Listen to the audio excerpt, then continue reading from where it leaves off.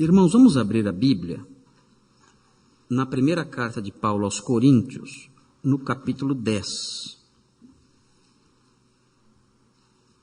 Nós leremos os versículos 14 a 22.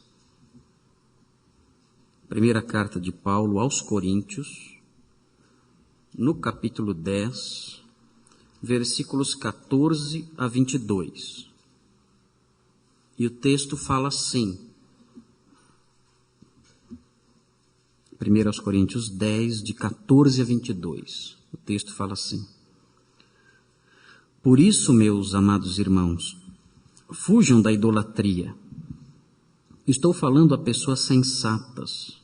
Julguem vocês mesmos o que estou dizendo. Não é verdade que o cálice da bênção que abençoamos é uma participação no sangue de Cristo? E que o pão que partimos é uma participação no corpo de Cristo? Como há somente um pão, nós que somos muitos, somos um só corpo, pois todos participamos de um único pão. Considerem o povo de Israel. Os que comem dos sacrifícios não participam do altar? Portanto, que estou querendo dizer? Será que o sacrifício oferecido a um ídolo é alguma coisa? Ou o ídolo é alguma coisa? Não.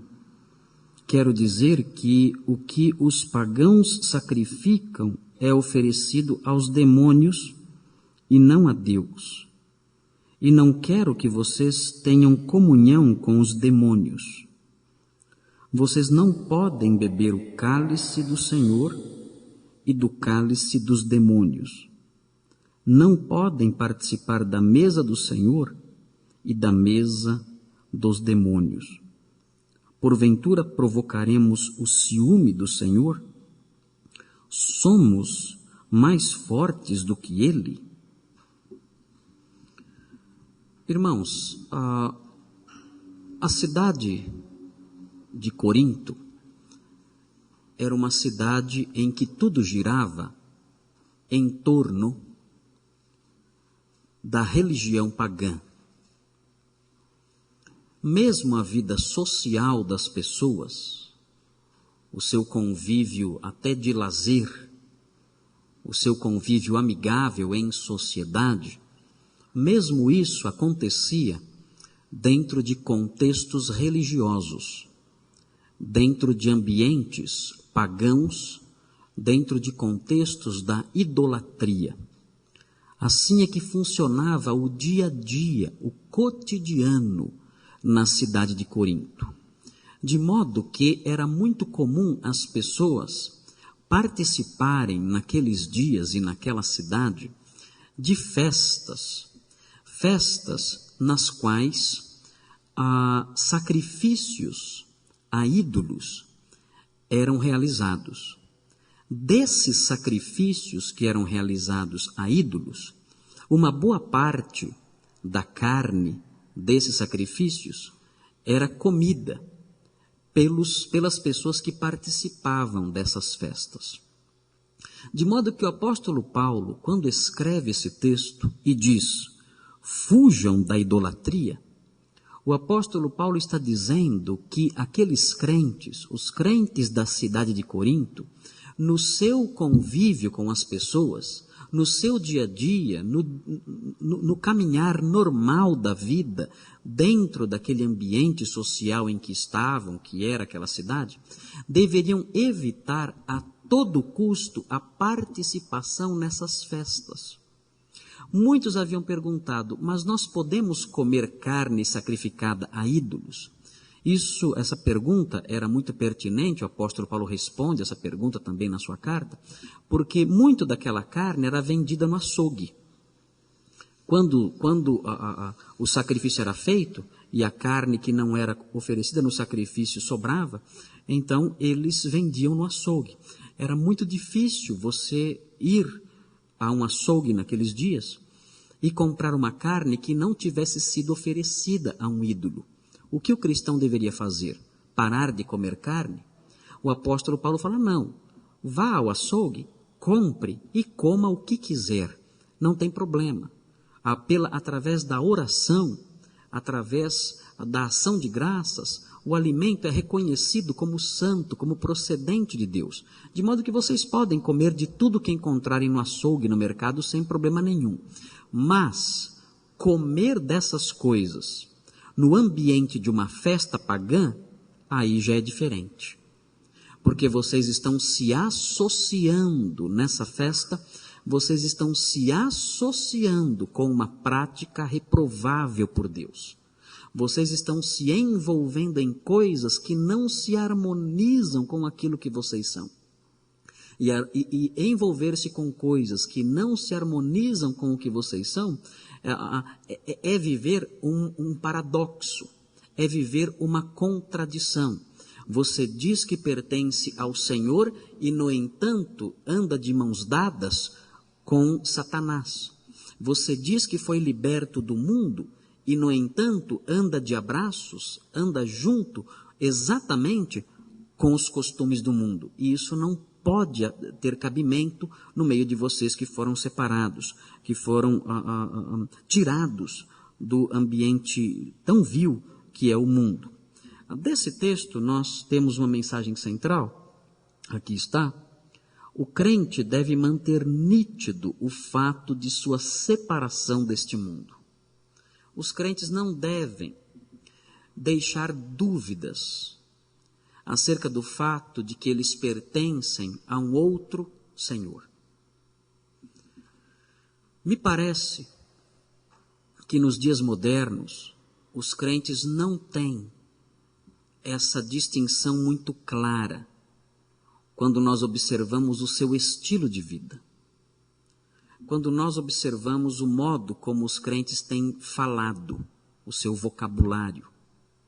Quando nós observamos os costumes dos cristãos. Quando nós observamos as suas brincadeiras, o seu lazer, as coisas que eles dizem, o seu vocabulário.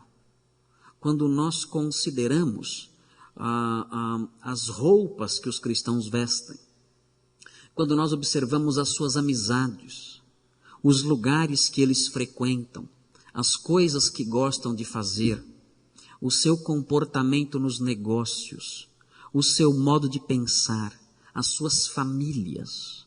Quando observamos essas coisas, percebemos que os traços que distinguem o cristão do mundo estão se tornando cada vez mais invisíveis. Nós olhamos a família de um cristão e a família de um incrédulo. E observamos que na família do incrédulo há gritarias e brigas, e intrigas e discórdias. Mas não é diferente a família do cristão. De lá também partem gritos, berros, xingamentos, discórdias, brigas. Nós observamos o marido crente e o marido incrédulo. E nós percebemos que não há distinção dos dois no modo como eles tratam a sua esposa. Nós observamos a senhora, a esposa cristã. E nós percebemos que não há diferença no modo como ela se posiciona diante do seu marido, no modo como ela se posiciona diante dos seus filhos e o modo como a mulher incrédula o faz. Percebemos que as coisas são semelhantes. Não há uma distinção nítida. Nós não percebemos os contornos claros de uma diferença substancial entre o crente e o incrédulo no seu dia a dia, no caminhar normal da vida. A distinção nós percebemos num contexto quase que artificial, que é quando nós nos reunimos aqui na igreja. Mas essa distinção desaparece quando nós saímos na rua e quando nós começamos a levar a vida com nossas brincadeiras, com o nosso modo de andar, com as nossas diversões, com o modo como nos comportamos dentro de casa, com o nosso vocabulário, com os nossos negócios, com as nossas amizades, com as nossas reações. Nós percebemos que essa distinção se esfarela. Os limites, os contornos que deveriam distinguir um indivíduo do outro, quase que desaparecem. Isso é terrível, isso é triste. Isso acontecia na cidade de Corinto. O apóstolo Paulo via essa ausência total de distinção e seu coração se apertava. Ele alertou os coríntios acerca dos perigos dessas coisas. No sermão de domingo passado, quando eu falei à noite sobre o trecho anterior, nós falamos sobre a punição de Deus. E uma punição severa. Deus pune com a morte as pessoas que o desobedecem. Deus pune com a morte aqueles que se afastam dele e se identificam com os pagãos, com os desobedientes. O apóstolo Paulo começa o versículo 14 fazendo uma ligação com o texto anterior. Ele fala, por isso o quê? Em virtude do que ele disse anteriormente. E o que ele disse anteriormente? Ele falou sobre a punição de Deus. Por isso, por causa da severidade da punição de Deus.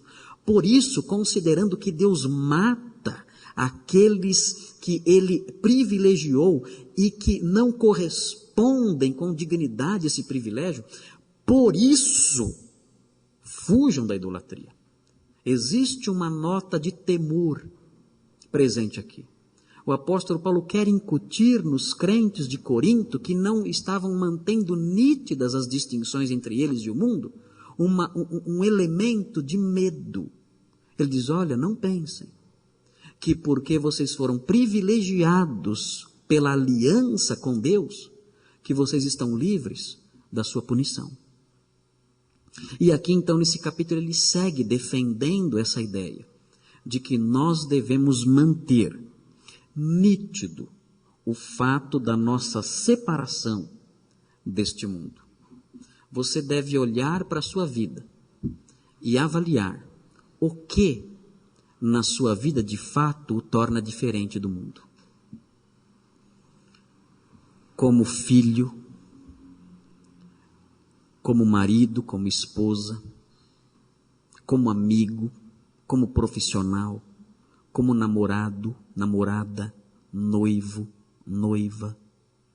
Você deve observar essas coisas e ver se de fato você é alguém que é diferente das pessoas lá de fora, ou se você conserva os traços do mundo que nos rodeia.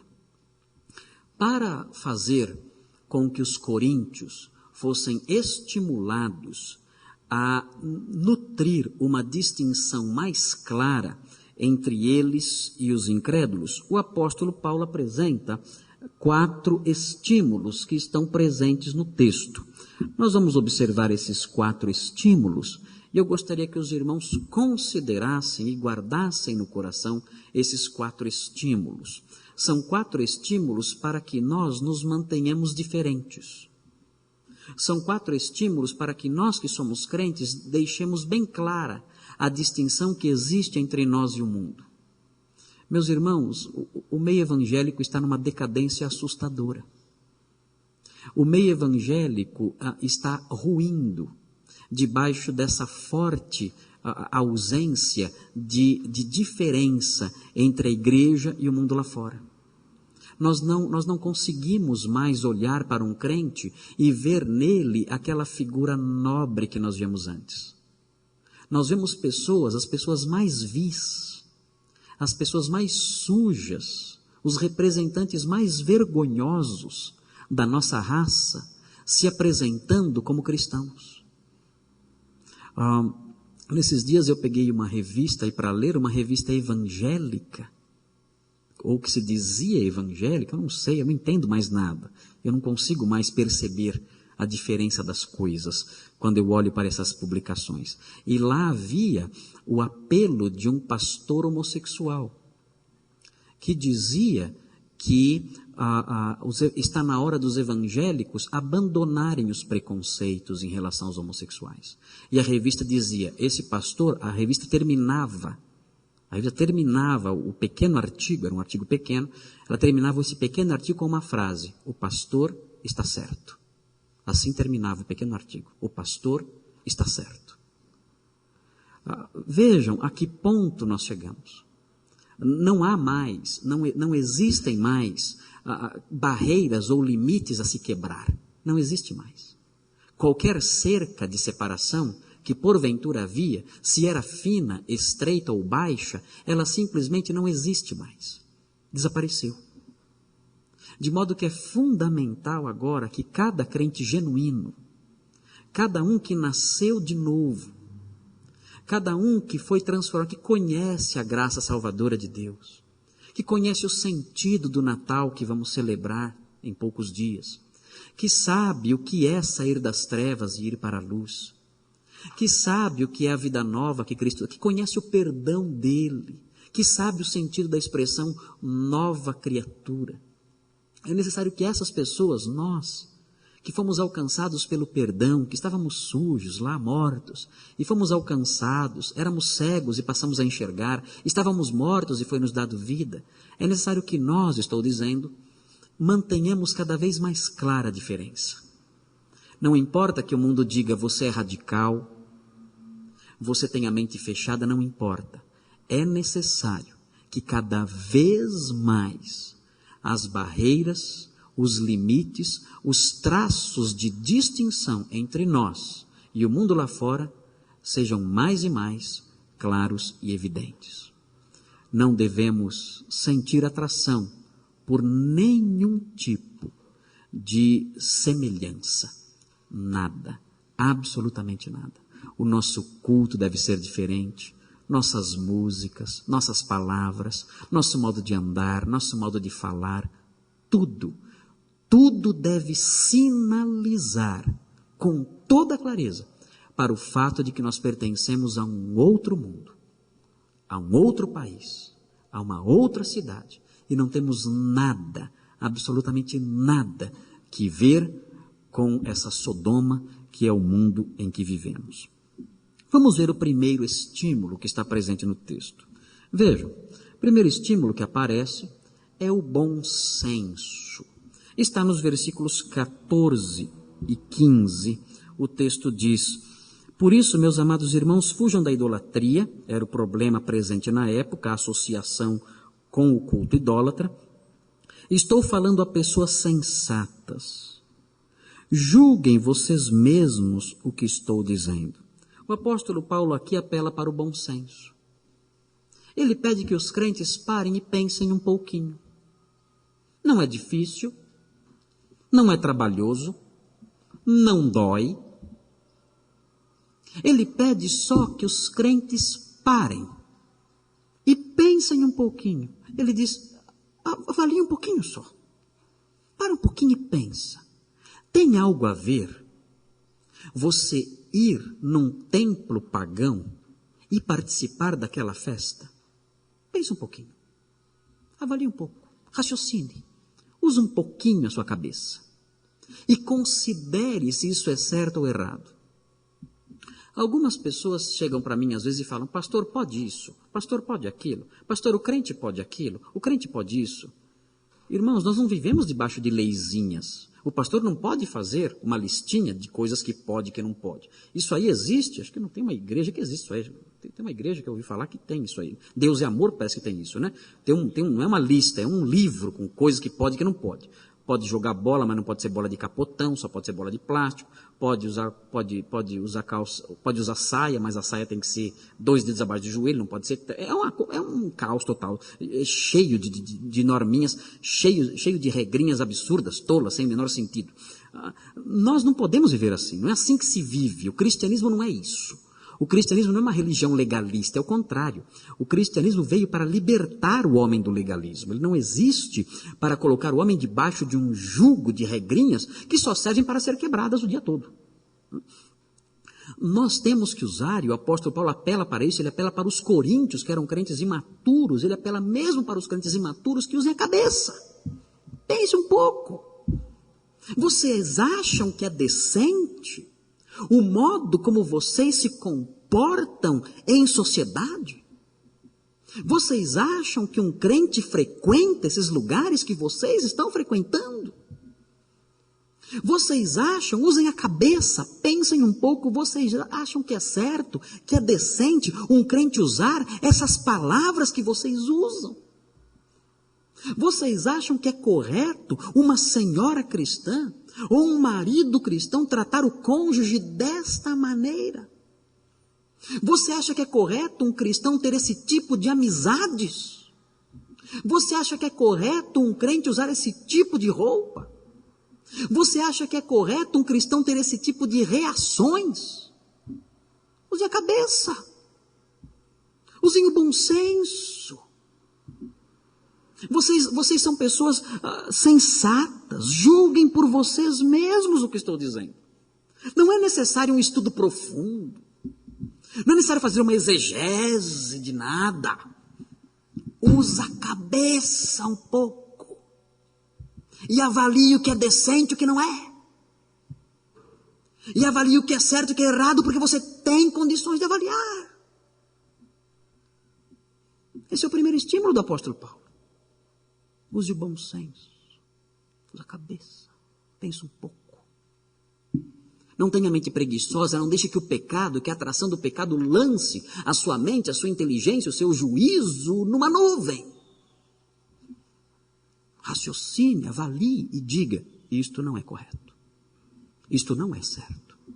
Eu não posso fazer isso. Usando o meu bom senso, pensando um pouquinho, eu vejo que isso não pode compor o meu estilo de vida, o meu modo de viver. Isso não pode fazer parte da minha vida, dos meus costumes, dos meus gostos, dos meus desejos. Não pode. Basta usar o bom senso. Mas há um outro estímulo. Os crentes não estão usando o bom senso. Não estão. Eles estão encantados pelo canto da sereia e param de pensar. O mundo diz, olha, isso é bom, e eles correm atrás daquilo. Eles não pensam. São todos como pré-adolescentes. Querem porque querem. Não raciocinam, não pensam, não param para pensar. E porque não param para pensar, cometem coisas indecentes. Falta de juízo. Falta de bom senso. Há um outro estímulo. Aqui está. O outro estímulo é a ceia do Senhor. A ceia do Senhor era celebrada na antiguidade em todos os cultos. Não era só uma vez por mês como nós fazemos. Sempre, cada vez que a igreja se reunia, tinha ceia. Sempre. Não era uma coisa especial, por assim dizer. Uma coisa que acontecia mensalmente, o dia da ceia. Não. Sempre. Sempre que se reuniam, eles tinham uma refeição comunitária. Todos juntos participavam dessa refeição, comiam juntos, se alegravam juntos. E essa refeição era precedida, ou ao longo dela acontecia, a ceia do Senhor. E o apóstolo Paulo usa essa festa chamada ceia do Senhor, que acontecia realmente num ambiente festivo, a festa Agape, como era chamada, a festa de Agape, como era chamada naqueles dias. Ele usa esse cerimonial que acontecia num contexto festivo e diz, como vocês podem participar desta festa, que é a festa de Agape, que é a festa que aponta para o amor de Deus, que é a festa que aponta para a separação de vocês do mundo, que é a festa que mostra o amor que vocês têm uns pelos outros, unidos por esse amor, unidos por essa fé. Como vocês podem participar dessa festa distintiva de Deus, distintiva do povo de Deus, e ao mesmo tempo participar das festas dos demônios? Como podem fazer isso? Vocês não percebem que há uma clara diferença, uma clara separação entre as duas coisas? Vejam o que diz o versículo 16 e o 17, o que dizem esses versículos. O apóstolo Paulo diz, não é verdade que o cálice da bênção que abençoamos é uma participação no sangue de Cristo, e que o pão que partimos é uma participação no corpo de Cristo? Eu estou participando de coisas santas quando eu participo da ceia. Ele diz, como há somente um pão, nós que somos muitos somos um só corpo, pois todos participamos de um único pão. Ele diz, nós somos todos separados do mundo lá fora, colocados dentro de uma comunidade distinta, que o apóstolo Paulo chama de corpo. Fazemos parte integrante dessa comunidade distinta, desse corpo, e nós expressamos essa união, nós expressamos essa comunhão, nós demonstramos essa unidade separada, essa unidade entre nós, separada do mundo, nós expressamos isso na ceia. E como vocês podem participar de uma refeição como a ceia, que reflete o fato de termos sido tirados e colocados num corpo separado, que reflete o fato de termos sido extraídos do mundo e colocados na igreja, como vocês podem participar dessa festa e da outra? Vocês não estão pensando corretamente. Não há lógica no que vocês fazem. A ceia do Senhor, na verdade, é uma brincadeira para vocês. A ceia do Senhor que diz, eu fui separado, é só uma cerimônia mecânica. Ela não reflete a separação real. Você vem à igreja, participa da ceia dizendo, eu fui separado e pertenço a esse corpo. Mas quando a ceia acaba, você dá as mãos para o outro corpo. Você se associa com o outro grupo. E anda e caminha e abraça o outro grupo. Vocês não estão refletindo sobre o sentido, o significado da ceia do Senhor. Quando nós participamos da ceia do Senhor em nossa igreja, nós temos que refletir sobre essas coisas. A ceia do Senhor simboliza, nós sabemos, o corpo de Cristo, o seu sacrifício, o seu sangue. Mas não é só isso. A ceia do Senhor simboliza livramento. Livramento e unidade decorrente desse livramento. Eu fui liberto lá de fora e trazido para este corpo. Isso é verdade? Eu não tenho mais nada que ver com o mundo lá fora, isso é verdade? Ou eu ainda estou enamorado das coisas lá de fora? Se isso não é verdade, se não houve esse livramento que me associou com este corpo, então eu não tenho por que participar da ceia.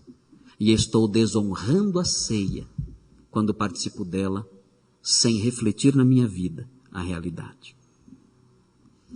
Há um terceiro estímulo para que mantenhamos nítidas as distinções. E o terceiro estímulo está aí, a realidade dos demônios.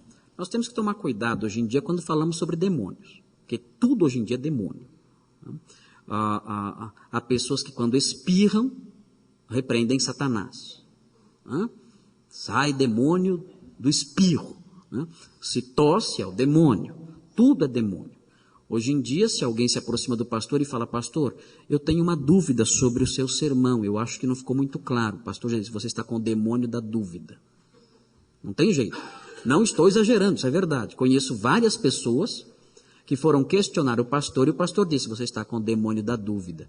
Você não pode me questionar porque isso é um demônio que está em você e nós temos que exorcizar isso logo para que você não faça muitas perguntas. Se você fizer muitas perguntas, esse demônio vai me deixar em maus lençóis. Então vamos exorcizar logo você para livrar desse demônio aí. E assim vai. Hoje em dia tudo é demônio, tudo. Se alguém não paga as suas dívidas, já diz que a culpa não é dele. Não, eu não pago porque um demônio me impede de pagar. É o demônio culpado, ele não é caloteiro, ele não é irresponsável, ele não é privado de vergonha, não, ele é vítima de um demônio terrível. Então, se ele vive na imoralidade, ele não é sem vergonha, ele não é um safado, não, ele é vítima de um demônio, é o demônio da imoralidade. Se ele não respeita as pessoas, se ele desrespeita os pais, desrespeita a família, desrespeita as autoridades, ele não é uma pessoa sem respeito, não é uma pessoa sem educação, não. Ele é vítima de um demônio, é o demônio que deixa ele assim. E assim as pessoas vão fugindo das suas responsabilidades, jogando toda a culpa nos demônios. Nós temos que ser bíblicos naquilo que dizemos sobre esses seres. Realmente existem demônios, a Bíblia fala deles. A Bíblia não atribui a eles os nossos erros, não. A Bíblia não atribui a eles as nossas imperfeições, não. A Bíblia mostra as atividades deles, mas separa com muita clareza o que é responsabilidade minha do que é responsabilidade deles. De modo que qualquer pessoa que diga a você, eu não consigo isso, eu não consigo aquilo por causa de demônios, na verdade você está diante de alguém que está fugindo das suas responsabilidades pessoais. Todos responderemos pessoalmente diante de Deus, pessoalmente. Ninguém poderá chegar diante dele um dia e dizer, eu mentia, eu era mentiroso, porque tinha o espírito da mentira na minha boca. Isso não terá valor nenhum diante do juízo de Deus. Nenhum, absolutamente nenhum. Nós temos responsabilidade pessoal diante de Deus, por tudo o que fazemos, tudo. Não podemos jogar a culpa nos nossos pais, na nossa formação social, na nossa criação na infância, no ambiente em que nós vivemos, na nossa origem cultural ou social ou econômica, não. Nada disso, nada disso. Nós somos responsáveis por tudo o que fazemos. Nós. Não é o papai, não é a mamãe, não é o titio, não é a vovó, não.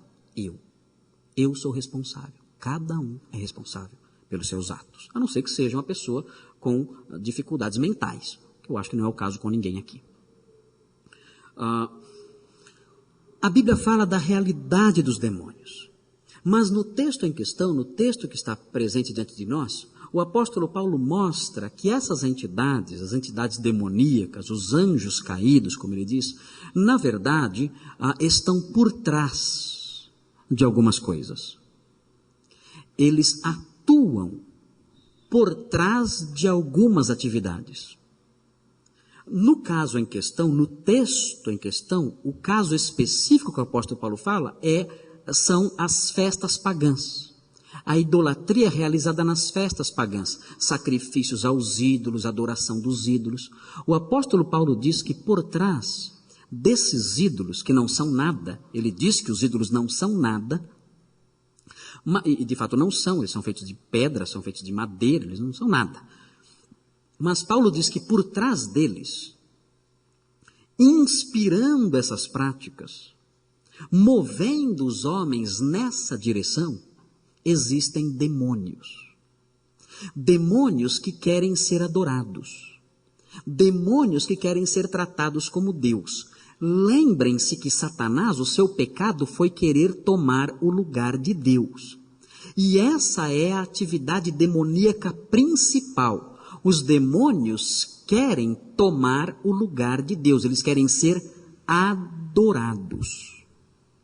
É por isso que na macumba, no candomblé, nessas religiões que nós vemos por aí, é por isso que existem tantos sacrifícios, oferendas. Por quê?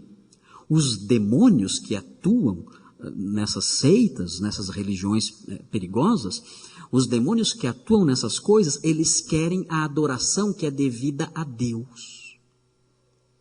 Eles se alegram quando alguém oferece alguma coisa para ele, que seja uma galinha, que seja o que for. Ele não está interessado na galinha, né? O demônio não come galinha, não tem interesse nenhum em galinha, né? O que ele quer é a adoração presente nesse ato. De alguém que vai ali e lhe oferece algo como se ele fosse Deus. O que ele quer é isso, uma adoração cultual. A idolatria, segundo a Bíblia, a adoração de ídolos, é também uma atividade inspirada por demônios. Quando alguém se curva diante de um ídolo, de uma estátua de madeira, de pau, de pedra, sei lá do que, quando alguém faz isso, essa pessoa, diz a Bíblia, está adorando demônios, porque esses demônios se situam por trás dessas entidades, desses ídolos, dessas imagens, se posicionam inspirando esse tipo de adoração para que eles próprios recebam a adoração das pessoas que não conhecem o perigo desses atos. Vejam o que diz o versículo 18. Considerem o povo de Israel, os que comem dos sacrifícios não participam do altar. Ele está fazendo uma relação entre comer e participar do culto. Os crentes de Corinto iam na festa e comiam. E Paulo diz, vocês estão também participando do culto quando vão na festa para comer. Considerem o sacrifício que é feito em Israel. Aquele que come também é quem ministra no altar. Existe uma forte ligação entre comer lá na festa e adorar. E participar da festa. E ele continua. Portanto, o que estou querendo dizer? Será que o sacrifício oferecido a um ídolo é alguma coisa? Claro que não. O ídolo não é nada. Ou o ídolo é alguma coisa? Claro que não. Se quiser quebrar uma estátua, tacar uma pedra numa estátua, pode tacar, não vai acontecer nada com você. Tem gente que tem medo, né? Se eu quebrar esse santo, vai pegar uma maldição, minha mão vai mirrar. Não. Pode chutar o santo, não tem problema. Toma cuidado para não fazer isso na televisão, para não ser preso. Mas o santo que você quiser quebrar, encontrou na rua um santo, lá, uma estátua, quiser passar com o carro por cima, chutar, fica à vontade. Né? Sirva-se da bota, né? E chute mesmo, não tem problema. Porque o ídolo não é nada. O ídolo não é nada. O ídolo não vale nada, é um pedaço de material qualquer ali usado ali. Não tem problema quebrar. Se for de ouro, você derrete, vende, né? Ganha um dinheiro. Né? Não vai quebrar, não vai jogar fora se for de ouro ou de prata. Agora, se for outro material, pode jogar no lixo mesmo, não tem problema. Agora vejam, versículo 20. Não, o ídolo não é nada. Quero dizer que o que os pagãos sacrificam é oferecido aos demônios e não a Deus. E não quero que vocês tenham comunhão com os demônios. Vocês não podem beber do cálice do Senhor e do cálice dos demônios. Não podem participar da mesa do Senhor e da mesa dos demônios. Aqui está o perigo, diz o apóstolo Paulo. O ídolo não é nada. Aquela estátua não vale nada. Pode jogar no lixo se quiser. O problema é que quando vocês vão lá e participam daquelas reuniões, vocês estão participando de uma adoração a demônios. Vocês estão servindo os demônios. Nós temos que levar em conta na nossa vida a realidade dos demônios. Sempre que algo apela para uma associação forte com o mundo, lembrem-se, por trás desses apelos, trabalhando neste mundo que jaz no maligno, enchendo o coração dos homens de ideias, existem forças malignas, atuando nos meios de comunicação, movendo os produtores de filmes, de novelas, de músicas, atuando através desses homens, para fazer o quê? Para fazer com que eu, que sou crente, me torne semelhante ao mundo. Estão endemoniados? Não estão endemoniados. Estão possuídos pelo demônio? Não estão possuídos pelo demônio. Simplesmente a Bíblia diz que o espírito maligno atua nos filhos da desobediência, diz a Bíblia. E diz que a nossa luta não é contra carne e sangue, mas contra demônios. E esses seres estão aí, criando um modo de pensar. E usando os seus ministros, usando os seus servos para transmitir esse modo de pensar. A fim de que nós compremos esse modo de pensar que rejeita Deus. E nos associemos com as coisas lá de fora. O apóstolo Paulo diz, considerem a realidade dos demônios. Eles estão presentes, atuando, instigando as pessoas, tentando influenciar você, para que você se desvie. Nós não podemos imaginar, irmãos, a atividade demoníaca somente na possessão.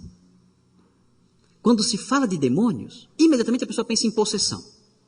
Em alguém possesso, caído no chão, babando, né? Rolando e falando com a voz diferente. Né? Pensamos nisso. Ah, demônio, pronto. Imediatamente essa ideia, esse quadro. Do indivíduo rolando no chão, babando e falando um monte de atrocidades. Não é disso que Paulo está falando aqui. Aliás, esses episódios na Bíblia são raros. Não são muitos os episódios na Bíblia como este que eu acabei de descrever. São poucos. A atividade dos demônios, a principal delas não é essa. Pegar alguém e jogar no chão. Não. Aí qualquer um pode fazer. Né? Luiz Bosch é forte, pode pegar o cinésio qualquer dia e jogar no chão. E daí? Mas pode acontecer um boletim de ocorrência, o máximo. Né? Se o cinésio reclamar, é o máximo. Isso aí não significa nada, isso aí é tolice, isso aí são coisas que não devemos nos preocupar desesperados com essa atividade demoníaca. Claro, a pessoa que está lá sofre quando isso é real, né? Quando é autêntico, tem muita farsa por aí. Quando é autêntico a pessoa sofre, temos que nos ocupar com isso e ajudar a pessoa. Mas não é essa a principal atividade dos demônios. A principal atividade dos demônios é criar no mundo um modo de pensar. Um modo de pensar que diz assim: a Bíblia é tolice. Foi assim que Deus disse? Lembram da velha frase da serpente a Eva? Foi assim que Deus disse? Não. Não. Que tolice a sua, Eva. Deus disse isso? Não.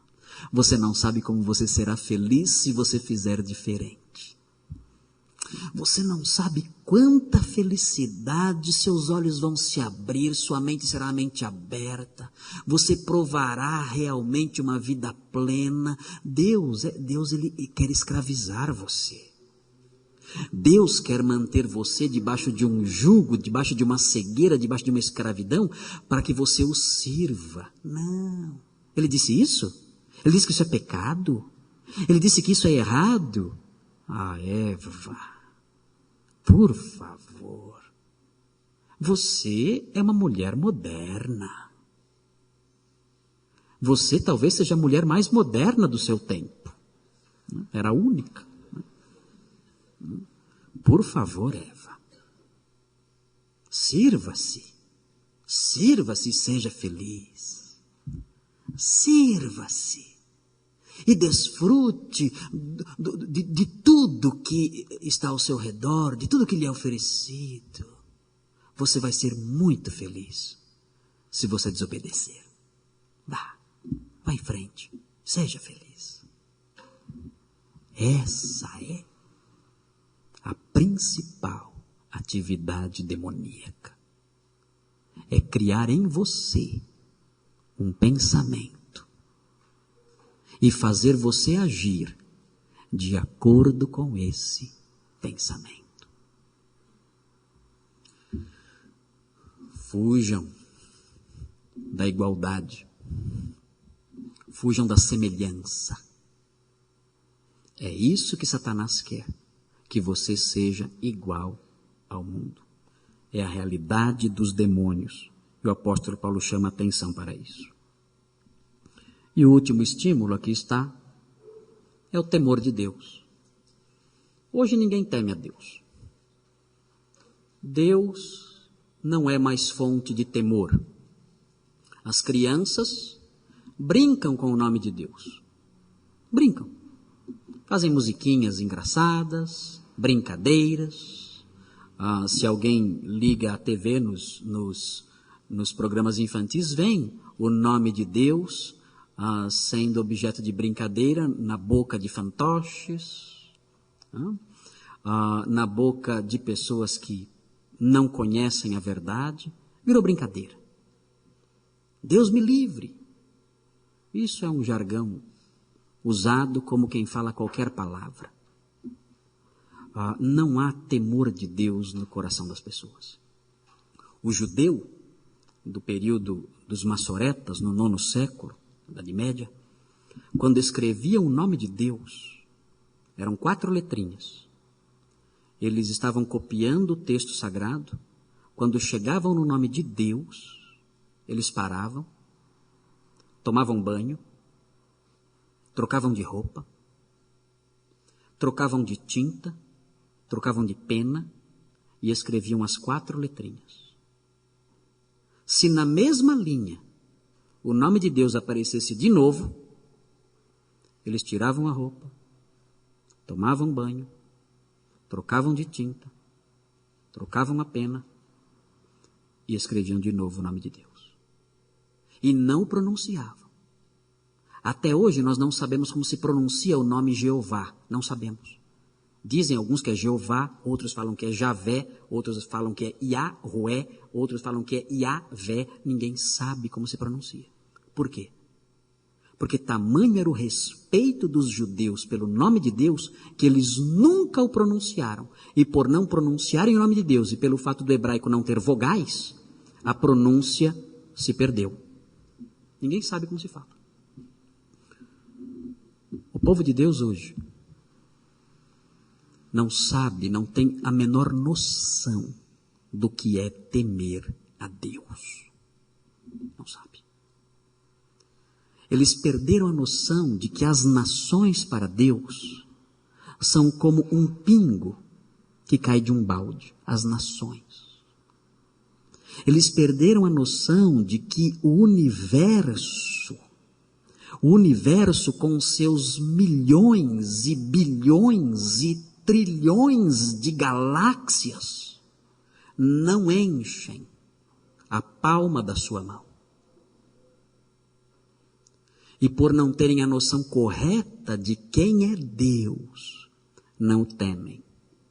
Não há temor de Deus. E esse é o princípio da estultícia, a falta de temor de Deus. Esse é o princípio de todo erro, de todo pecado. Desde o pecado da criança pequenininha até o pecado do homem mais velho da terra, todo pecado tem na sua raiz a falta de temor de Deus. Você que é jovem, olhe para o seu testemunho, olhe para o seu namoro, olhe para as suas palavras, olhe para as suas brincadeiras, olhe para os seus pensamentos, olhe para isso. E veja se você não encontra nessas coisas o mau cheiro podre do pecado nessas coisas. Sabe por que essas coisas estão aí? Porque você não sabe quem é Deus. Você não tem temor de Deus. Senhoras, olhem para vocês, para as suas palavras em casa, para o modo como tratam seus filhos. Olhem para as suas amizades, o modo como vocês falam sobre si umas para as outras. Homens, olhem para o seu comportamento, seus pensamentos, suas reações, sua postura interior e exterior. Por que nós encontramos na nossa vida o mau cheiro do pecado sempre? E convivemos com esse mau cheiro como se fosse normal. E cultivamos essas coisas. E nunca nos livramos delas. E nem nos preocupamos em nos livrar delas. Por quê? É simples. Nós não temos temor de Deus. Porque nos igualamos com o mundo. Somos iguais. Não somos diferentes. Sentamos na mesa dos ídolos. Comemos da mesa dos demônios. Nos banqueteamos com seus manjares pútridos. Por que não somos diferentes? Definitivamente diferentes. Todos os dias. Cada manhã, ao longo do dia, à noite, no caminhar, no falar. Por que não somos diferentes? Nós não temos temor de Deus. O texto diz no versículo 22, porventura provocaremos o ciúme do Senhor? Somos mais fortes do que Ele? Paulo está refletindo sobre o temor de Deus.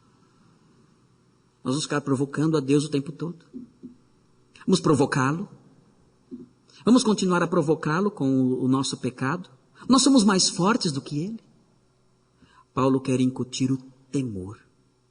Incutindo o temor de Deus, ele quer que o crente mantenha nítido o fato da sua separação deste mundo.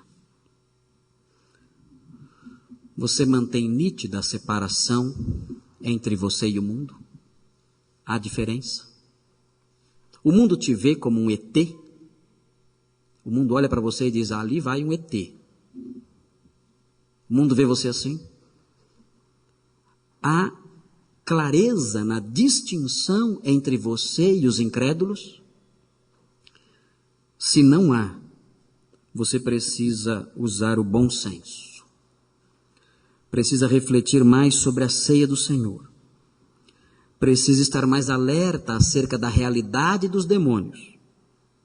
E precisa desenvolver no coração temor de Deus. Vamos orar.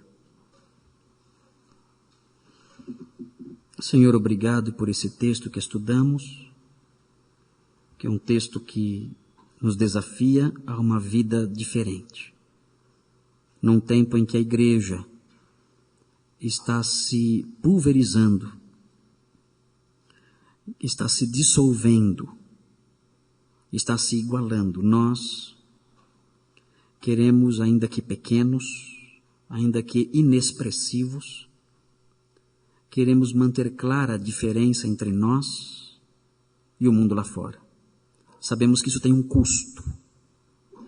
Sabemos que isso tem um preço. Mas nós queremos olhar para um outro preço.